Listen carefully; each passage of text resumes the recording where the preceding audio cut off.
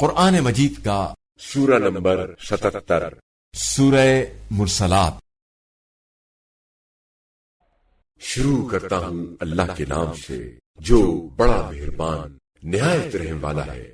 قسم ہے ان کی جو مسلسل چھوڑ دی جاتی ہیں، پھر آندھی کی طرح تیز و تند چلتی ہیں، جو بادلوں کو پھیلانے والی ہیں، پھر انہیں متفرق کر دیتی ہیں، پھر دلوں میں یاد الہی ڈالتی ہیں، حجت تمام کر کے عذر قطع کرنے کے لیے یا ڈرانے کے لیے۔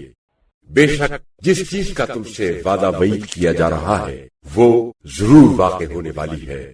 بس جب ستارے گرائے جائیں گے اور آسمان پھاڑ دیا جائے گا، اور جب پہاڑ ریزہ ریزہ کر کے اڑا دیے جائیں گے، اور جب رسول وقت معین پر حاضر کیے جائیں گے، آخر کس دن کے لیے یہ تاخیر کی گئی؟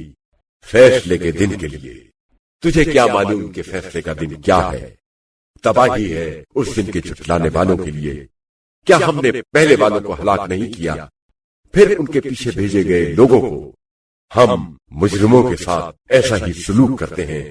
تباہی ہے اس دن کے جھٹلانے والوں کے لیے۔ کیا ہم نے تمہیں ایک حقیر پانی سے پیدا نہیں کیا، پھر ہم نے اس کو ایک محفوظ مقام رحم مادر میں رکھا، ایک مقررہ مدت تک۔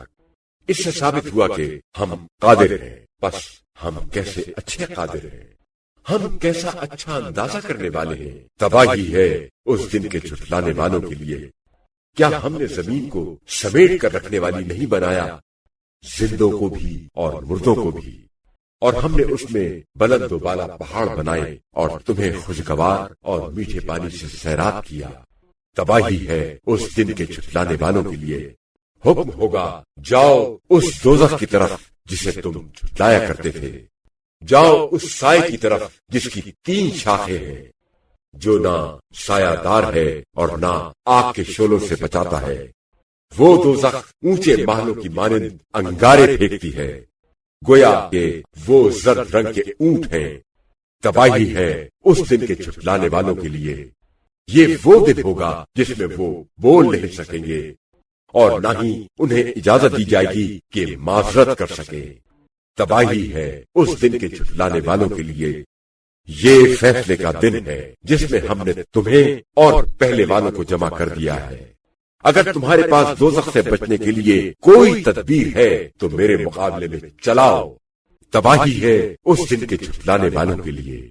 بے شک پرہیزگار لوگ اس دن رحمت خدا کے سایوں میں اور چشموں میں ہوں گے، اور ان پھلوں میں ہوں گے جنہیں وہ چاہیں گے۔ ان سے کہا جائے گا مزے سے کھاؤ اور پیو اپنے ان اعمال کے صلے میں جو تم دنیا میں کرتے رہے ہو۔ بے شک ہم نیکوکاروں کو اسی طرح جزا دیتے ہیں۔